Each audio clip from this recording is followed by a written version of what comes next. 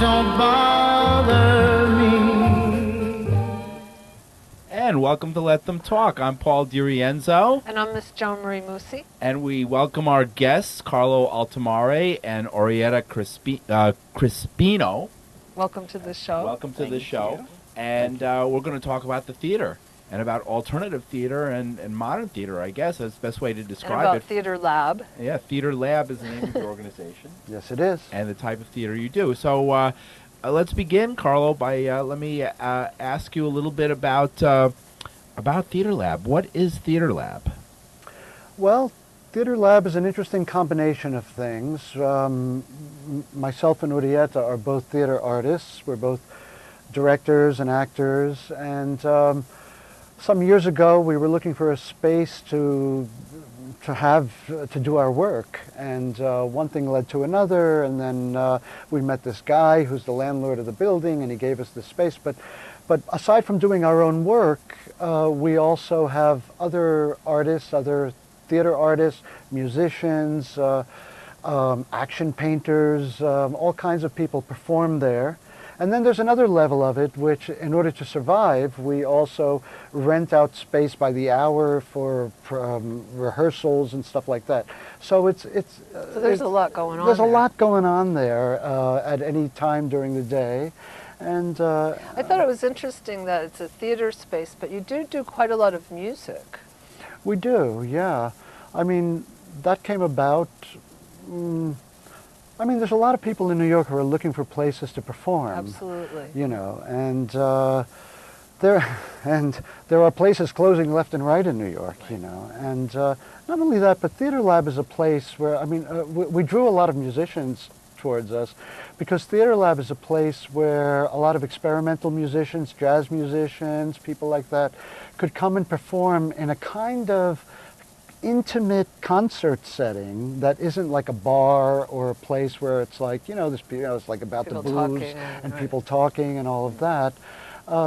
So, we spend a lot of time working with the artists. It's kind of like artists presenting artists. We spend a lot of time. And you're a musician doing yourself that. also. I am.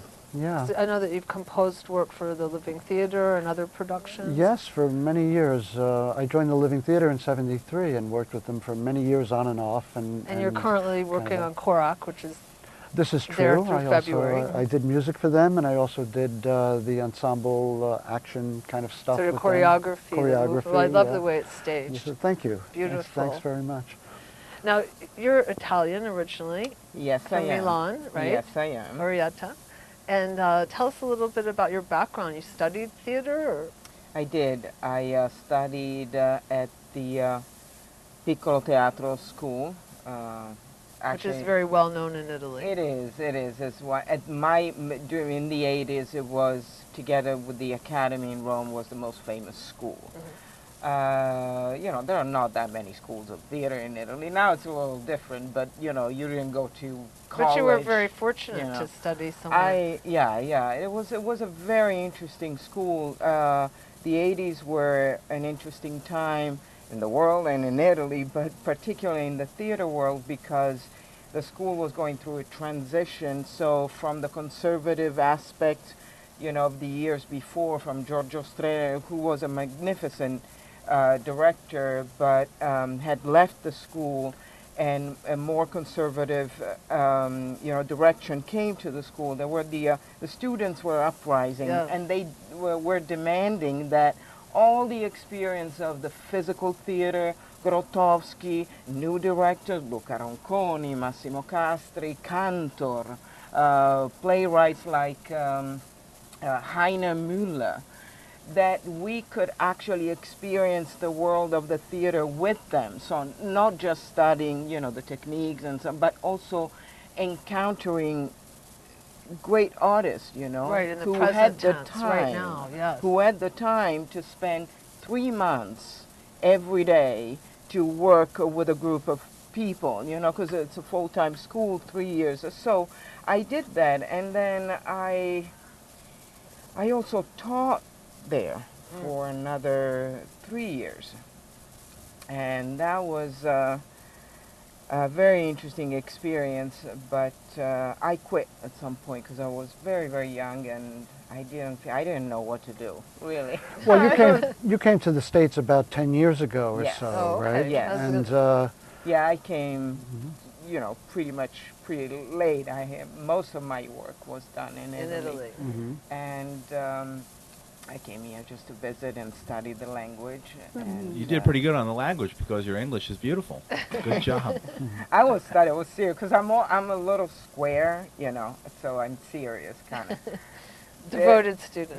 Devoted. So I came here 3 months, and I was the oldest student. We were all Koreans and Japanese. Well, Paul teaches English as a second language. Oh, I had You've done a good job. Very I good job. actually had the best teachers in that school. I love them. That's great. So I studied for 3 months, and then I met a wonderful artist, Viveka Jensen. She's a photographer and a video artist, and I went to her studio. I looked at her pictures. I loved her work so much, and I had written a book, and I was looking for a photographer to redo the pictures from my book. It was an experiment in writing, and I said, "Do you want to take pictures from my book?" And she said, "Oh," with my, clumsy English, and that was it. And so I stayed, and then I came back, and I got a scholarship from the school, and then I met Carlo in front of Max Fish. Oh, that's a good right. place. Yeah, there was an art opening at Max Fish, and I was looking for a friend of mine who had worked in my company, the Alchemical Theater from the 80s. Which was living in a squat on 13th Street of the East Village, by the way. We had a great time there. What was the address of the squat? Do you remember? 539 East. I know the 13th building well. Street. Yeah, well, it's gone now. Now there's like a new building there. That was the building that later they came in with the helicopters, and I happened to be out of town that week. Paul, you can relive it with Paul, though. Well, it was There's an interesting photographs time. and- Reporting on the radio from my fire escape around the corner. As As like 1,000 police officers came That's right. down. They really I was came there in for on that. the place. But Right. but before it went down, I mean, the Alchemical Theater was on the second floor. We started the Lower East Side Jazz Festival there. Okay. We had all kinds of stuff going Oh, on I there. know It was something I fabulous. wanted to ask you. Well, first we should give out the information in case people want to come to Theaterlab or learn more about it. Do you have a website? Or? Yeah, well, first of all, we're located Yeah. at 137 West 14th Street, which is between 6th and 7th Avenues. We're upstairs. The door is branded with Theaterlab. Come and visit us anytime. Our website is www.theaterlabnyc.com. Okay, so NYC, don't forget the NYC. Yeah, theaterlabnyc.com. Theaterlab.com had been taken by somebody Some else. other so person, yeah. yes. So- Okay.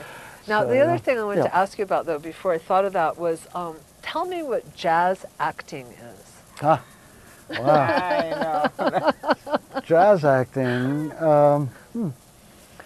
Jazz acting is a way for, it's a physical, it's an approach towards acting which is based on physical movement, and the idea that to try to get the unconscious, into the creative sense of the actor. I mean, it's first of all based on the idea of the actor as artist. Mm-hmm. I mean, we always think of the actor as the interpreter of the playwright. Sort of the moving model. Yeah, so when you think about a jazz musician who, starts with a tune like "You Go to My Head Like the Bubbles in a Glass of Champagne," right, and then starts to riff on it, right? So the idea with jazz acting is for actors to take what they understand about acting and to riff on it the way a jazz musician does, using all their body and everything that they know about acting as the instrument, as if they're playing a saxophone. Is the idea. that's so interesting. So you have to bring the yeah. sense of composition, a sense of exploration, and also there's a funny trick in it in which you have to let the intuitive thing come in the back door of the head, you know. While you're hanging on to the theme. Right, right. So it's a, yeah, so it's Well, you know, I grew up in New Orleans. It's complicated. So I had a right. jazz childhood. There you go. So yeah, and it's a lot of it's drawn from Meyerhold's biomechanics, which I learned in the Living Theater years ago. We were reconstructing Meyerhold's biomechanics for a number of reasons, because we wanted to do street theater and we wanted to figure out a physical sensibility for the actor that could where the actor could appear in the midst of the cacophony of the street and stand out. You know, this is before people were talking about site-specific and all of that stuff. And what is that other thing called when they have everybody start singing at once? Flash mobs. Oh yeah, flash mobs and all that. Yeah, well that's more contemporary stuff. But back in those days, you know, we wanted to do well, these are all the things that resulted, that were inspired by the work you were doing back then. I think so. I think the Living Theater, especially in the 70s, I mean, after Paradise Now, we did some amazing street theater work, political street theater work that was really seminal in a lot of ways. And influential. And influential. And my concern as an artist these days, as a theater artist, is I mean, of course, I learned from the Living Theater, again, this idea of devising a piece together, collective creation. What is that about? How do you make that work? There are both artistic and political questions about how do you agree on things together. Right. You know, How do you come to a consensus? This process, right. So I'm very interested in the idea of the actor as an artist, and a circle of actors meeting together and working dramaturgically, asking themselves, what's the burning question? What do we want to make a piece about? And then drawing texts into that idea. And that's part of the work that we do at Theaterlab. Now, do you work on pieces together? Like, do you collaborate? Yes, we do. Yeah, a couple of years ago, we worked on a piece that was the first evidence, performative evidence of the jazz acting efforts that we were making in exploration. It was called Appearance, a Suspense in Being.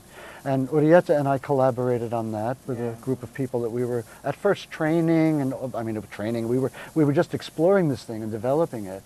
And then, you know, the other thing that I learned also in the Living Theater is that, you know, the theater is about performance, you know, that the idea is to bring it to the audience. Still have to do a show at some point. Yeah, find out what that's about there. So a lot of my teaching and our work together is also stuff that, you know, we do a solo performance workshop where, you know, there's a lot of solo performance work that happens where people do biographical stuff about their lives and all that stuff. But we try to get actors to think in terms of just pulling something out of the library, off the shelf, of something like a phrase that touches them, some kind of text that really moves them, whether it's politically, socially, personally.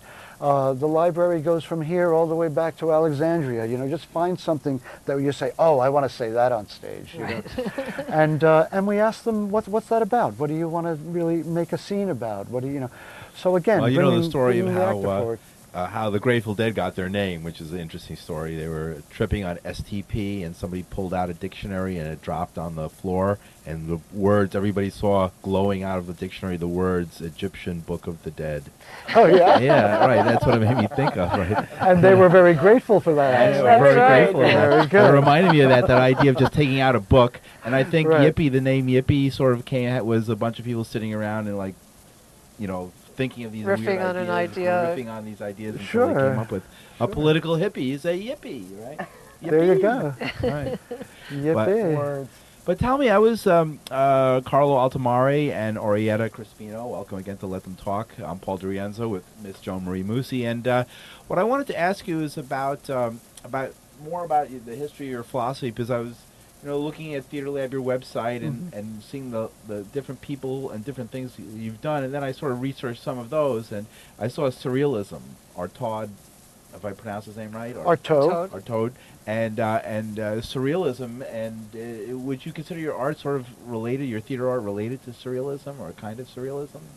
I wouldn't say surrealism. I mean, Artaud is certainly a strong influence in my work. Right. Artaud, Breton, and all these people, that whole era, and I know so many folks who were influenced out of the '60s of that kind of, you know. That's right. Well, Artaud's famous quote, which influenced the theater so much, and also the Living Theater, and is still very prominent in my mind. Artaud's famous quote is, if there's one truly accursed thing in our time, it's this dallying around with form, when we should be, as victims, burning at the stake and signaling through the flames. So this idea of signaling through the flames and putting yourself on the line of a moment of transformation, which the audience is witnessing. And so, you know, Artaud was a very strong influence in the theater in the 60s, and then was taken up again by radical linguistics in the 80s and 90s. I'm supposed to know something about that. Being an ESL teacher, you study radical linguistics. Oh, there you go. Right. I was sort of sleepy in those classes. Right. It's a lot of work. But I mean, the impression of Theaterlab is kind of like maybe a kind of like surrealistic landscape, because there's so much diversity there. And I think that what that really comes out of is our idea of our mission of opening the place to as many people as possible. We're always, our ears are wide open. People can come to us and visit us and say, well, we want to do things here. Interesting. Yeah, there's so many different types of performances are going on there, and I thought it must be such an inviting place that so many people feel comfortable there. Sure. Yeah, I mean, it's we also, as artists, are interested in different forms. You know, we like different things, and we wish we could really have the things that we like to see, you know, but, you know, sometimes it's not possible because producing is a very expensive matter, you know, but the idea of creating a circle through performing, being there, you know, viralizing. Right, well, having a space for that to happen. We want to develop a community there. And inviting people, you know, like it is happening. We're very happy actually at the moment, because it happens more and more that people come to us and say, you know, I want to perform here. And we're like, okay, so what are you doing?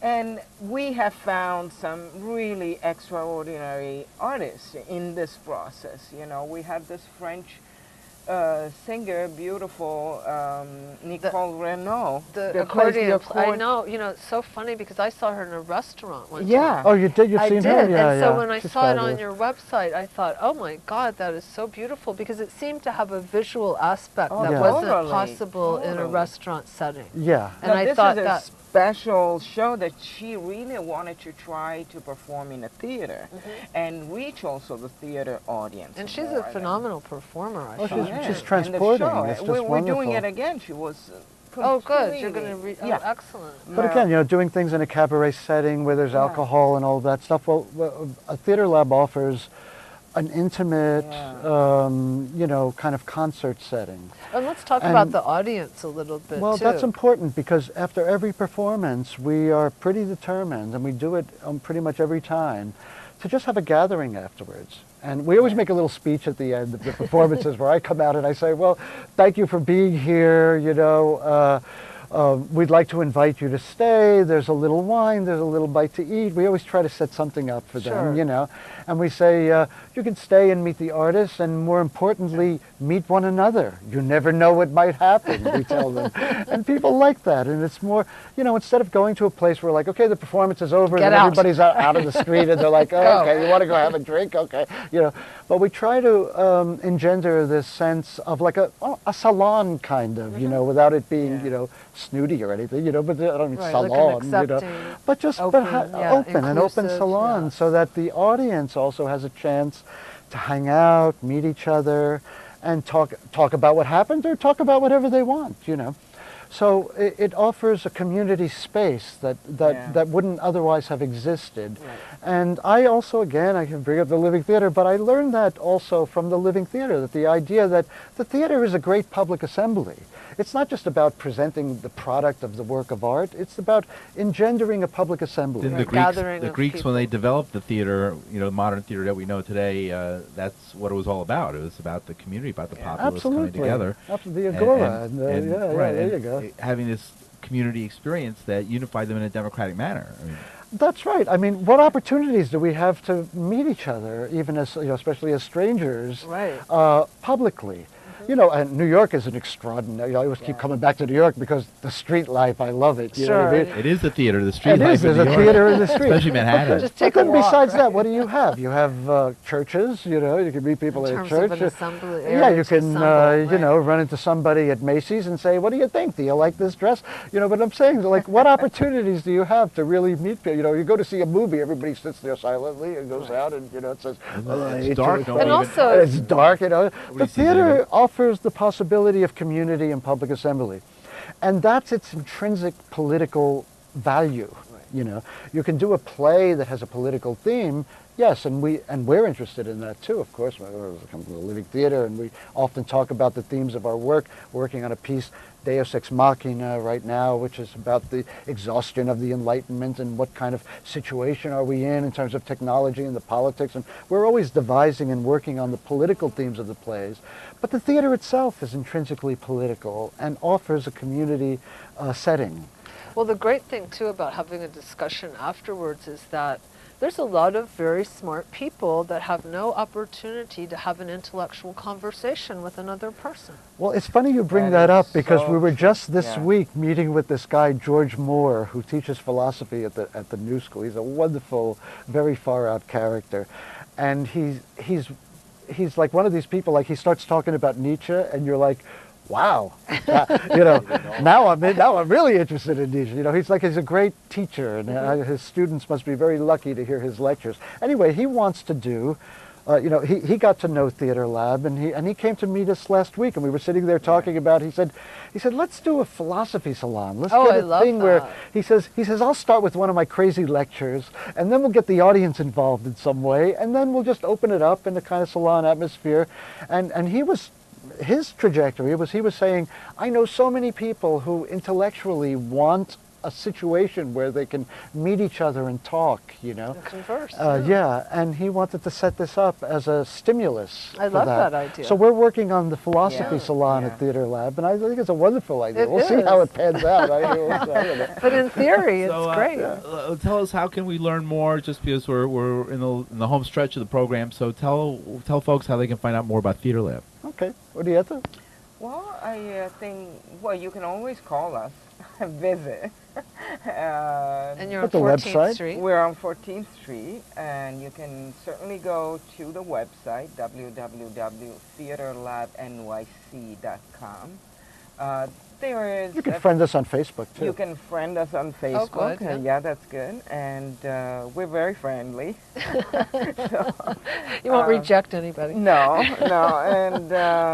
and it's really we have an office at the space also, and And come see we're a show always there. Yeah. And you You know, come we and see a we haven't show really and- talked about the physical thing Yeah, of what tell us Theaterlab that's very is. interesting. Yeah, Oh, and Yeah. I want to Tell us a hear little bit about about You know, that. and that's an interesting, sustainability yeah, that's thing an too, interesting which is- story. I know time is short, but we should get into that a little bit, right? sure. Yeah. Because the Theaterlab is housed in a 3-story building on 14th Street, you know. It's a very old building. The ground floor used to be, the commercial ground floor used to be Librarium Lectorum, which was a Okay. landmark Latino bookstore in New yes. York. Yeah. And then Scholastic Books bought them out. They were there for years and then decided to nix it, right? Now, the guy who's our landlord, his father started Librarium Lectorum, and he was crushed that you know, and he tried everything. He lowered the rent, he tried to keep them there. And so now there's a bar on the ground floor. So, but Theaterlab has the top 2 floors of that building at 137 West 14th Street. And we pretty much have, except for one small studio where there's a painter there, we have the top 2 floors and the roof, which is a beautiful roof. Nice. So there's like 4 studios on the 2nd floor and 4 studios on the 3rd floor. 2 of them are sort of performance worthy, and the rest of them are kind of like rehearsal rooms and an office, and it's really a very like artist friendly space. People come in there, they're like, oh wow, this is cool, you know, because they're used to going to rehearse at places that are like, okay, what time do you want to leave? You know, it's like kind of a mercenary thing of like renting rehearsal space, you know. But people, we think of ourselves as like this artist presenting artists. It's an artist-run place, and instead of black box theaters, we went with this thing of white box, which Nice. is like a very it's just a different feeling because Painted like the walls white, in other we words. painted the The walls whole white room, and the the floor ceiling too. and the Nice. floor. And That's what my it's apartment a bit of a nightmare keeping it white all I the time. love We're always that, like, though. if you're in a white room, it's like, what's that little spot over there? Over And you want to there. paint it. But anyway, it's a very friendly, warm place. Now tell us about the environmental mission that you have going too, which is we're in collaboration with the we're landlord. very lucky. right? The landlord, I mean, landlords in New York. I mean, Yes, this guy. this This is is an the only. unusual This is the story. only building he owns, right? So, and he. And his attitude is, I'm waiting for capitalism to collapse, and in the meantime, I have this Sounds like building, 14th and I'm a landlord, And so he's kind of a friend. I mean, he comes like 3 or 4 times a week, and he just walks in, hangs out with us in the office. And his vision is he wants to turn the building as much as possible into an example of sustainability for a small building. You know how many That's so small great, yes. 3-story buildings there are in New York? I totally agree with this. So we just got the roof painted with this special white paint Yes. that It's that's, a program of the city. and the city came in. Reflects the heat Cool. off it the roof. reflects Right, the yeah. heat and Off keeps the the roof. Everybody and should paint their roofs white. I don't believe They that they don't should. require it's that for every fabulous. building. And in it's the not city. just white paint; it's the It's a special special thermal coating. slab. Reflective. right? Yeah, and the city's program is kind of cool. They come in and like Oh, they're and great. they put this stencil on the roof. It's in big letters. It says COOL, cool. So we have a cool roof now, right? Yeah. Great. And he wants to do. Pratt Institute now has partnered with us, and they're across the street from us there. Pratt Institute is going to partner with us to do a green roof. Oh, fantastic. And Kenny, we were just talking to him today about it, our landlord, he also wants to do a green wall on the front of the building. Oh, I love vertical gardens. Yeah, that's too. what he wants to do. That is So such a we're great idea. we're working on that, and we're always working with him on making it more energy efficient and all that stuff. So we have a good situation there in terms of partnering with our landlord. I think that's fantastic. we pay rent, but it could have be a a lot worse cooperative situation. But he's very cooperative. relationship, Yeah, and yes. he's a cool guy. So. Orietta Crispino, I want to hear more from you as well. I was reading a little bit about some of your influences, and I noticed Chekhov, Brecht, and Kristeva. Why are those your? Briefly, are those 'cause we're your? in our last minute. Oh, so- Beckett, we yeah. Theaterlab produced this show. We started, a couple of years ago just with the process in writing. I thought it's very interesting process that emerges. Chekhov, Beckett, and through Julia Kristeva, and it was called Three Sisters Come and Go. We're going on tour in Europe, almost sure. You took all the women of Chekhov. And the idea was to make a piece for 3 women, meditating on this idea of being stuck. The idea for the theater, Chekhov wrote the idea of naturalism. You think of the theater naturally, you think of Chekhov, which has nothing to do with realism, because he wasn't really a realist. And the attachment to the idea of the character, the fact that the self can be satisfied with that idea of a character. I'm Masha. Now I'm Masha, and the drive to play a character as exhaustive of oneself was the idea with which I started looking at the desire for playing that theater. And on the other hand, Julia Kristeva and her work on language and art as a way to overcome melancholia. So I put those 2 poles, Beckett and the modern stage where everything is being said, everything is left to silence, and the actors don't even say anything. They leave. The audience doesn't even hear the secret. And I juxtaposed them, and we went through a process of reading Chekhov, the 4 major plays. We took all the lines of the women and men, actually. We found out there was not much difference. And we collected them through a certain idea, what they say about themselves, what they think about life, what they want to do, their desire, their relationship to the past. And we recombined the text of Chekhov, creating this small piece that is the essential Like the core of it. Yeah. heartbreaking, but very funny. Oh, good. Like I like funny life. things. And yeah, and that's Well, what it is very funny. I mean, Chekhov thought of himself as as writing comedy in Yeah. a certain way. Well, You know, we I take mean, it very seriously. Three but, Sisters particularly is Russian obviously comedy. a tragedy. Thank But you it very was much. it was interesting, you know, very interesting.